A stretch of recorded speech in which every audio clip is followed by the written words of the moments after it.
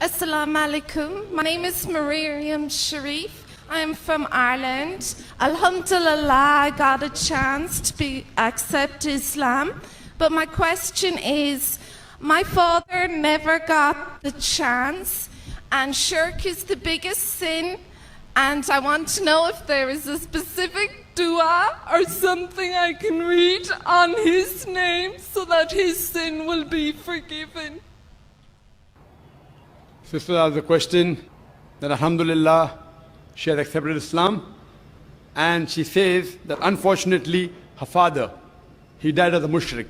So can I read any dua, anything in his name so that sin can be forgiven? Sister, the Quran says in Surah Nisa chapter number 4 verse number 48, Surah Nisa chapter number 4 verse number 116, that if Allah pleases, He may forgive any sin, but the sin of shirk, He will never forgive.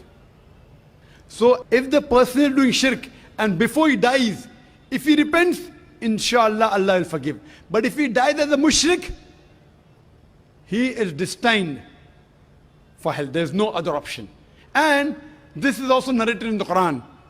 When Ibrahim alayhi salam, Prophet Ibrahim, when he prays for his father, who was a mushrik, then a verse was revealed that when the person is alive, you can ask Allah to give hidayah to your parents, to your father, to your mother, to your brother. May Allah guide them to the straight path. But if they die as a mushrik, and if you know they die as a mushrik, you cannot pray for them. You can only pray that, oh my God, oh my Lord Allah, make from my offsprings Muslims who will submit their will to Allah.